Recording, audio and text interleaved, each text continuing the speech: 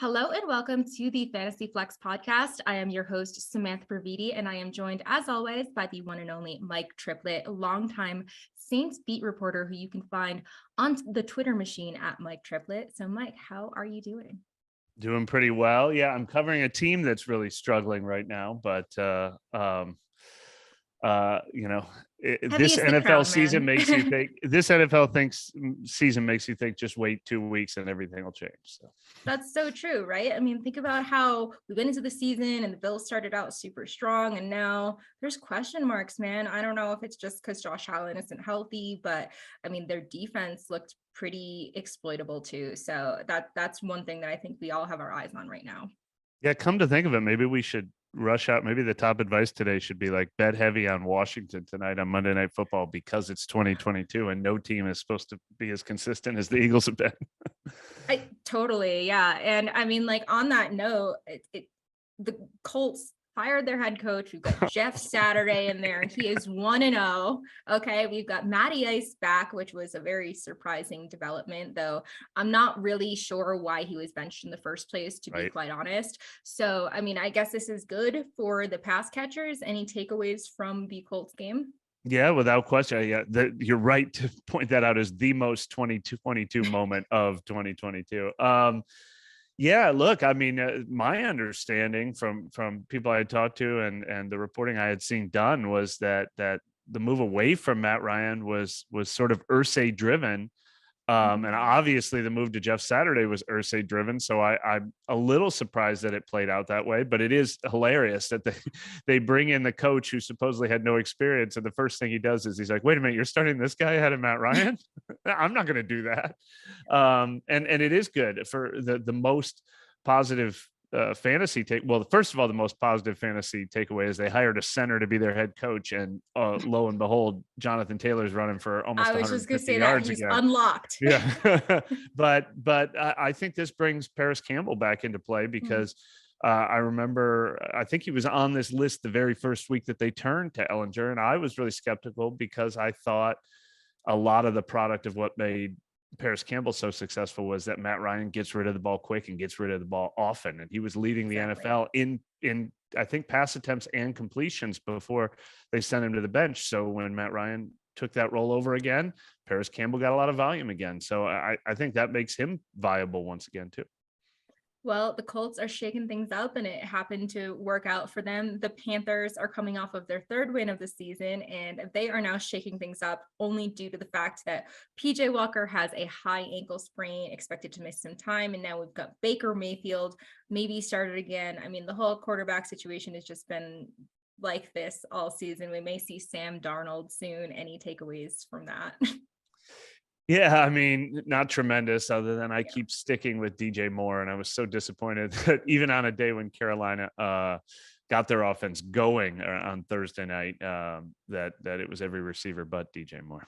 It's going to be hard to count on anything there. Also, Kyle Pitts. I mean, he's a ghost again. So it's both of those teams are extremely unpredictable and very frustrating. Like Cordero Patterson, you think in a game that is supposed to be a hurricane game that all the running backs would be useful, and then Cordero Patterson gets absolutely no action. He was actually on Twitter apologizing to fantasy managers, and we were like, no, we've got beef with Arthur Smith, not you.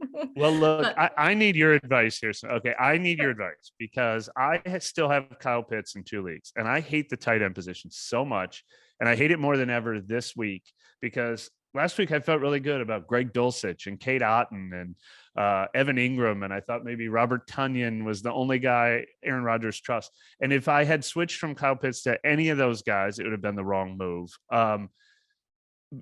Staying with Kyle Pitts is the wrong move, but it should. I mean, should I just do it this? Especially, it's in my biggest league where I'm doing really well, except for Kyle Pitts is just an anchor on my team. Like, should I just keep the blinders on and say there's no tight end that's going to have any more than 2 good weeks outside of the top 5 guys anyway? Just stick with Kyle Pitts, or should we be chasing these guys every week and trying to figure out whose turn it is? I mean, it's one of those things that I think we just got to wait until someone maybe somewhat distinguishes themselves. But to your point, Greg Dulcich, we thought that was the guy. And I mean, I don't know if we're going to get another, like, say, Kenneth Walker or Justin Fields type waiver wire Right. caliber guy that's going to just explode like that from the tight end position, but it's not unheard of. And I think is a type of guy that I would still keep my eye on for sure, especially with the injuries that are going on in Tampa Bay. So right now, I would say probably you have to stick with Kyle Pitts, but yeah, I know it's not an attractive prospect. In terms of other things that are happening around the league, we've got Odell Beckham still hasn't signed anywhere, and Deshaun Watson back at practice for the Cleveland Browns. So I think that's something that should be back on people's radar. He is expected to return for the Browns week 13 matchup against the Texans. So I think that'll be a huge upgrade for any of the pass catchers. I know we're going to talk about guys like Donovan Peoples-Jones and Harrison Bryant maybe later. So that'll be a nice boost for them. Any insight on the Odell Beckham situation? Or is anyone really close?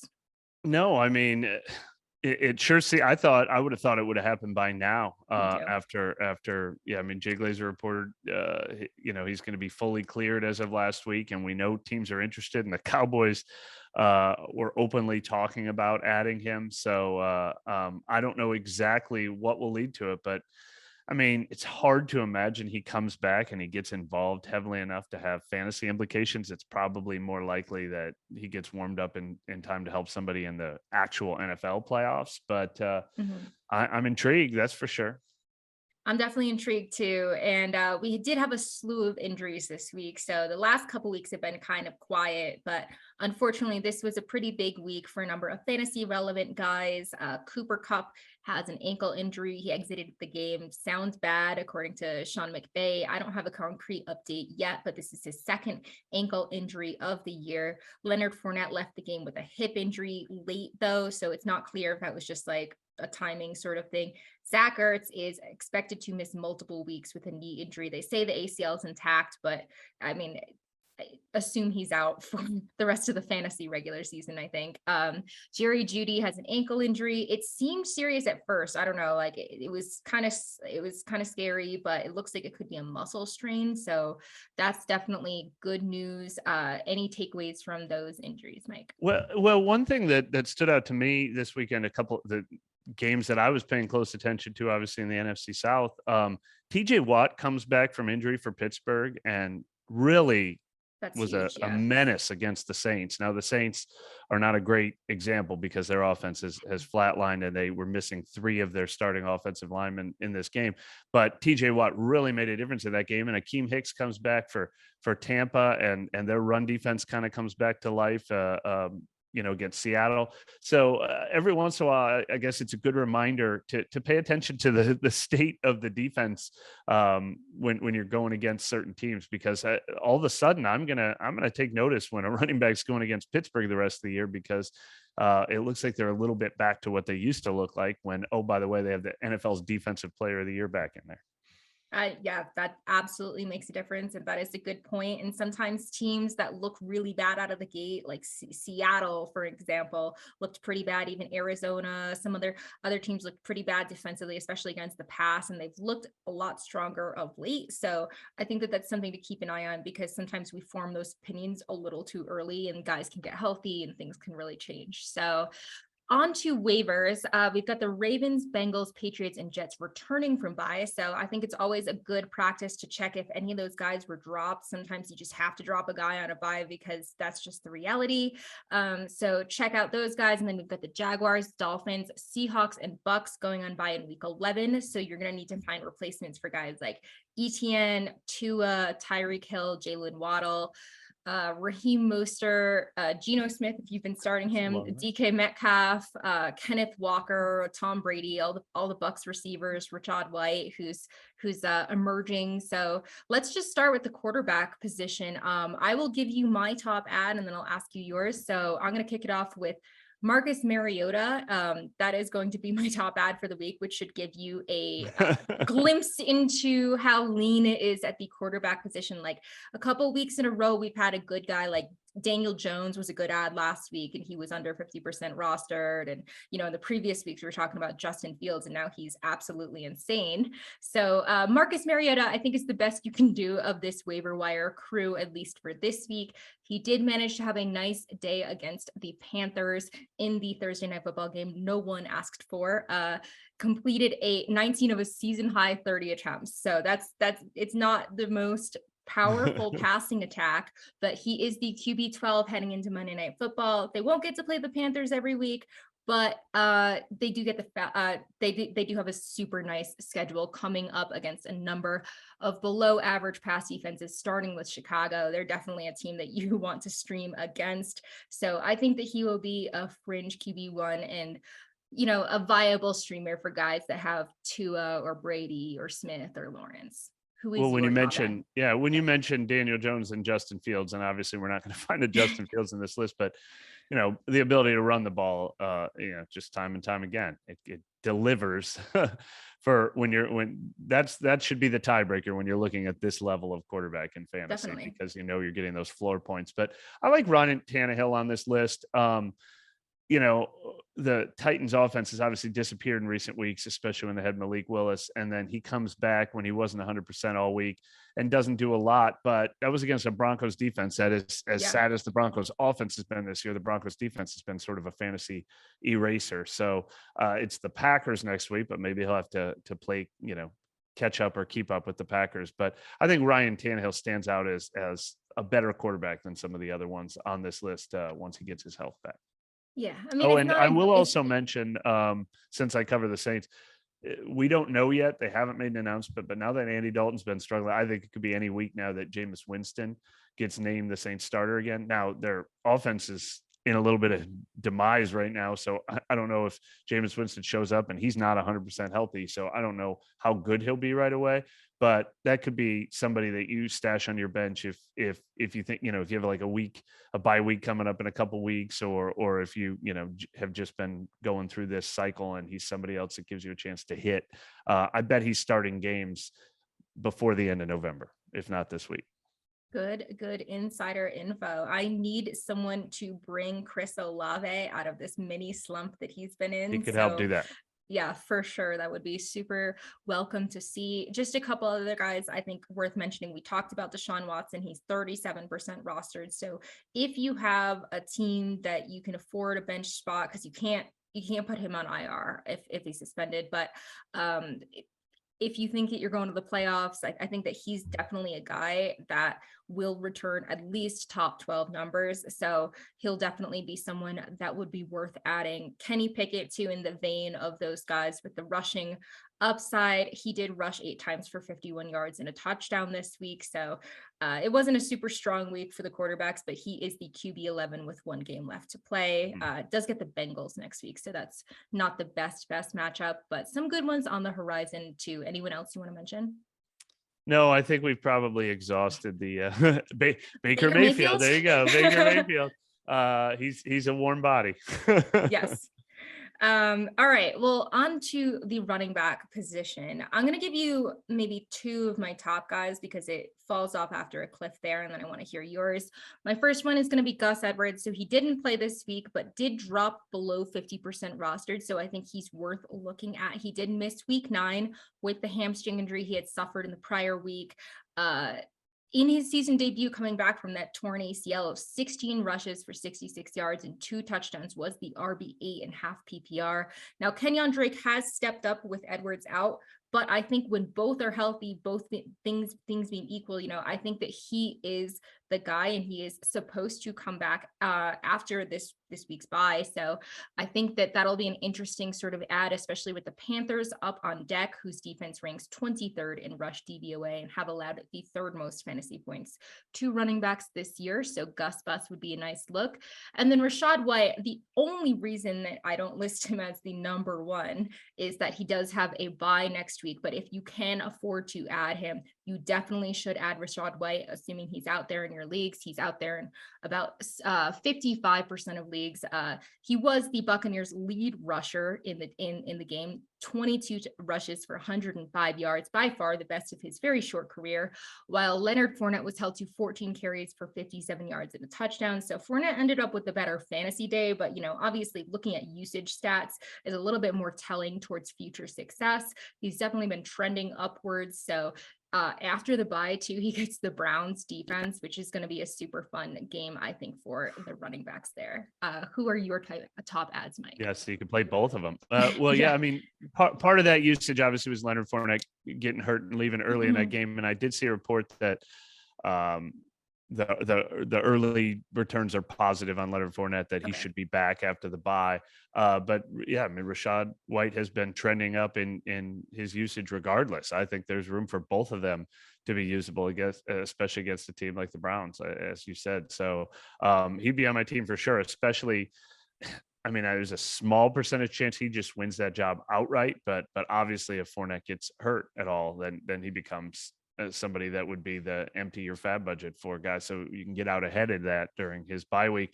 And then Isaiah Pacheco is another one that we heard a few weeks ago that Kansas City had sort of named him the starter, and it didn't really show up in the usage because he was still splitting time with Clyde Edwards-Helaire. But as of yesterday, I looked to see if Clyde Edwards-Helaire got hurt in that game, and he didn't. He's on an ice flow, man. Like he was completely he was absent. gone. Yeah. And so you cannot look. And I asked around about this one because, we talked about earlier this year how rookie running backs, rookie receivers, sometimes it just takes them a while to get going. And this could be a takeoff point for Isaiah Pacheco, obviously on a monster offense there in Kansas City. And I was met with some, tepid, be hesitant because it is still an Andy Reid offense with running backs and the usage can change from week to week. And Jerick McKinnon is actually still the one that they play the most and trust the most and who's in there on third downs and used in the passing game. But there is no question that Pacheco has passed up Edwards-Helaire as the guy they start with. And then when a game script like this where they get to protect a lead, they trust Pacheco to do that now. So he has definitely surpassed Edwards-Helaire there. Jaylen Warren, I think we've mentioned his name alongside Rashad White as somebody in a very similar situation, the number 2 behind Najee Harris, but who's getting a ton of work right now. And they both had a good game against the Saints, and when the Steelers ran for over 200 yards. So I'd put him sort of in that Rashad White category as well. Definitely. Yeah. In terms of Pacheco, I mean, Clyde Edwards-Helaire saw 4 snaps in that whole game to Pacheco's 35 and McKinnon's 24. So I know we talked about Pacheco, at least in a criticism way, being a bit of a game script dependent type back that they have to be up. But, this team will probably be leading in a lot of games. I mean, I think the defense makes the games a little bit closer than they should be, but certainly a guy that I would definitely look at even for next week, because they've got the Chargers, whose defense has allowed the second most fantasy points to running backs this year, and they rank 4th worst in rush DVOA. So I think that could be a really good matchup. I mean, but to your point, it's difficult to trust any of these guys. But I don't know what Clyde Edwards-Helaire has done. I mean, it was like 4 games that were awesome, and then he just completely dropped off the map. So I have no confidence in him moving forward. Other guys? I do want to circle back to Gus Edwards though, because sometimes I'm guilty of staying away from these murky situations, exactly like we're talking about with Kansas City. But I think there is an outside chance that Gus Edwards, he's been their guy. So whenever healthy, and when he came back a couple weeks ago before he got dinged up again, he was getting a huge chunk of the workload. The only person standing in his way right now is Kenyon Drake. And even though Kenyon Drake had a really good game on Monday night before the bye, we know they're willing to toss Kenyon Drake aside and have him, just go back to being a guy who doesn't really play. So this brings to mind what happened with James Conner in Arizona. I kept James Conner on the bench in a really deep league because I was like, oh, when he comes back now, he'll be splitting time with Eno Benjamin and, everything they're done there. And he didn't. He came back and he got 21 carries. I think that's a possible outcome for Gus Edwards. He could come out of the bye and just go right back to being almost an every down back for them. So I think it's worth a flyer on him because he's one of the few guys on this list that could actually end up getting a number one level workload. I definitely agree there. And then in terms of other guys, it's more murky situations. It's the Broncos backfield, which is to me a Stay generally away. stay away. I wrote in my article this week, in a hypothetical world where I would want to roster a Broncos running back, it's going to be Melvin Gordon. Latavius Murray is out there though in about 3/4 of leagues. I mean, he had definitely some value this week, and Chase Edmonds just looks like he's not going to be utilized too much. So if you need a guy, if you need a warm body, they've got the Raiders on deck next week. So I think that should be at least a nice matchup for the Broncos. The Rams situation, I mean, there's a whole bunch of guys there. It's Kyron Williams, it's Cam Akers. Ugh. Whatever. That's another stay away. And I'll tell you what, I bet next week we're talking about Nyheim Hines on this list. I bet he falls below 50% after he hasn't carved out a role in Buffalo, even though they traded for him. So it's going to be welcome to the murky stay away running back situation that has overtaken at least a third of the league. Yes, I think that Sean Kerner refers to it as the frozen pond of running backs. So you don't feel comfortable starting any of these guys. But on to wide receivers, I will say this is probably the deepest position of the waiver wire group this week. I think headlining the group in anyone's waiver wire columns this week is going to be Christian Watson. Oh man, 3 touchdowns out of basically nowhere. I mean, I get it. Romeo Dobbs is out and they've just got a whole bunch of injuries. Randall Cobb's out for the season, I think. And then Alan Lazard was pretty unremarkable in this game. And it's interesting to see because Aaron Rodgers maybe has a little bit of a reputation of maybe not trusting some of the youngest guys, like needing to build up that rapport. And it looks like, I mean, at least from that game, that he did. And it was against a very top ranked Cowboys pass defense. So I think, the defense did fall apart a little bit in that game, but it's still worth mentioning for sure. And then my second guy that I want to mention is DeAndre Carter. We've been mentioning him a lot, but he was the de facto number 2 once again with Keenan Allen and Mike Williams out. That could be the case for the rest of the year. I mean, Mike Williams has the high ankle sprain and Keenan Allen has played 2 games this year, hasn't practiced since October 21st. Such a weird situation. Yeah. I know. I don't know why they don't just put him on IR. And it's just a really frustrating situation for fantasy, but Josh Palmer was the number 1, at least in terms of targets, but Carter ended up with the better day, currently the wide receiver 15 and half PPR. So he's got a nice 3-game stretch here, Chiefs, Cardinals, and Raiders. I think he could definitely flirt with wide receiver 3 numbers, especially too if Gerald Everett is also banged up. I mean, they've got very few guys that are healthy there, and it seems like Justin Herbert seems to really trust Carter. Who are your top ads for this week? Well, yeah, I mean, Christian Watson is my top ad for the entire week at any position because there's just, do I trust him? Not one iota whatsoever. I do not trust anything happening with the Green Bay receiving game. My desire to add him has nothing to do with thinking he's locked into anything, but we know what a great opportunity he has there in Green Bay because they're so desperate for anyone to rely on. So they're going to keep going back to him. And the 2 things that held him back were injuries, and he's healthy for now, and drop passes. And I do believe drop passes is something that guys can get over. I mean, it's kind of how I feel about fumbling too. I don't think that's Dude, ever were we talking permanent. about Jamar Chase Exactly. that last year? They were saying something about he couldn't adjust to the size of the football and NFL. And I was like, how did that turn out for Jamar Chase? I don't remember. Yeah, it was pretty good for him. Yeah. So I'm adding him. I mean, of course I like what I saw from DeAndre Carter, and as long as Allen and Williams are out, he should be a pickup. But at some point that could get really crowded, especially since I still like Josh Palmer there.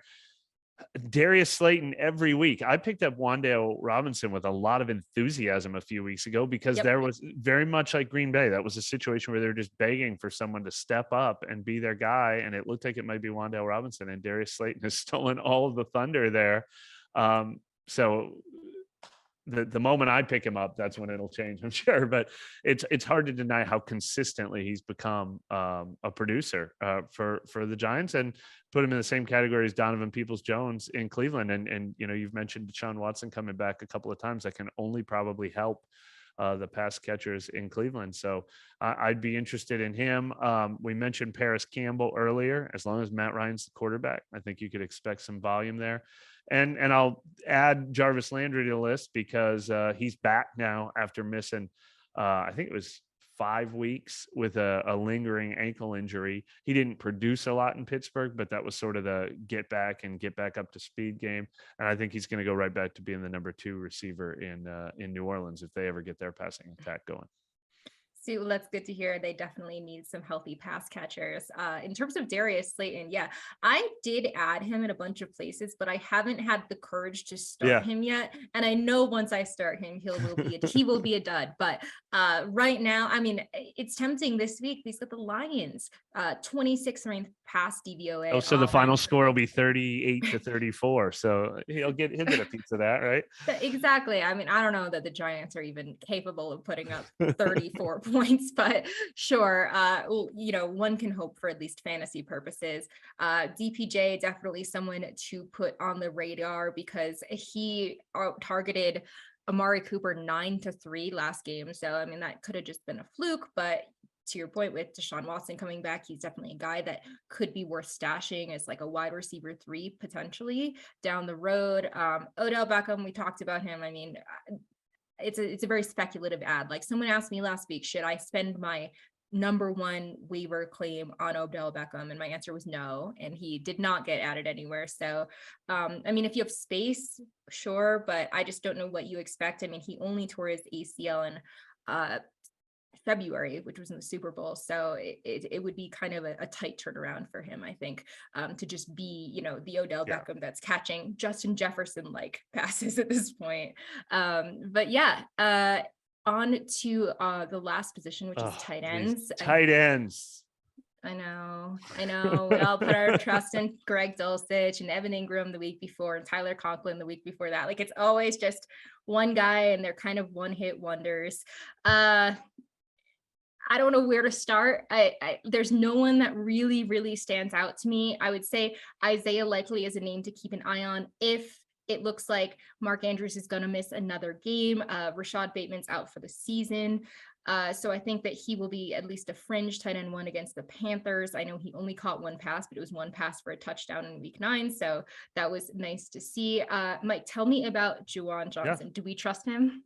Yeah, look, I have to give him a little more credit than I've been giving him. I was worried about how crowded the Saints tight end situation is because Taysom Hill occasionally gets used as a tight end.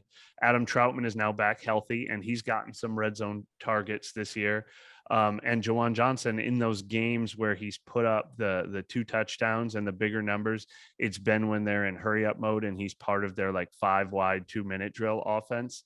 And that's where most of his numbers have come. But he got sort of a traditional touchdown in the standard running offense, and he led the team in targets and catches in this game. So I think he is really, genuinely earning a bigger role. Now, I don't know if that will separate him amongst the Dulcich, Otten, Likely group, but he definitely belongs in it. These aren't empty numbers anymore. This is also a consistent role that he's earned in this offense. Well, that's good to hear. And maybe Jameis Winston can spark a little bit of life back into this offense and make Juwan Johnson a little bit more attractive of these guys. A couple other names I will just throw out there. Foster Moreau, 16% rostered. He finally did deliver with Darren Waller and Hunter Renfrow out. 3 of 4 targets for 43 yards and a touchdown. That was his first touchdown since week 11 in 2021. Best fantasy performance in over a year. So it's not like there's a lot of consistency there. And to be clear, like Waller hasn't been healthy for weeks now. So I will say he's got the Seahawks, not this week, but the week after. And they have allowed the most fantasy points to tight ends this year. So he could be at least worth streaming there. And then Harrison Bryant, a little bit of signs of life there. best game of the year. And we've talked about Deshaun Watson now a few times here coming back. So he could be at least a deep league ad. Any other names Well, pique your interest? although the warning is, I think, is David Njoku possibly back as soon as this week? Because I know he was right up until game day or at least Friday of last week as hope that he might come back. So we got to make sure and pay attention to that. Render him completely useless if David Njoku was on the field. Yeah. So. Who knows? Because then once you go back to David Njoku, then it'll be the Harrison Bryant show. Yeah, I agree with you on not giving up on Cade Otton. If his quiet performance made people back away from him, I still like the fact that Tom Brady has trusted him in some big situations. Mm-hmm. I think he's worked into an offense that it definitely is finding its way right now. And I still think Noah Fant is kind of interesting. I was watching that game since it was the early game live, and he almost had a touchdown that he had like double gripped the ball, and they called it out of bounds because he hadn't completed the catch before his second foot stepped out of bounds. But if he had 4 catches for 50 yards and a touchdown, we'd be talking about him in a much different light than just 3 catches for 34 yards. So Noah Fant has kind of consistently been a part of an offense that loves to throw the balls. Well, thank you for bearing with me and scraping the bottom of the barrel for these tight ends. I know it's not the sexiest position, but we've got to do it for the people out there. That will do it for this week's episode of the Fantasy Flex. Mike, can you remind everyone where to find your work these days?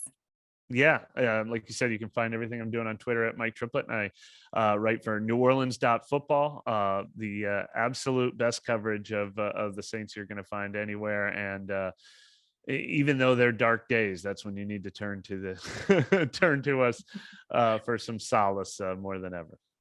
Awesome. Thank you so much. And otherwise, guys, we will see you next week. Peace out.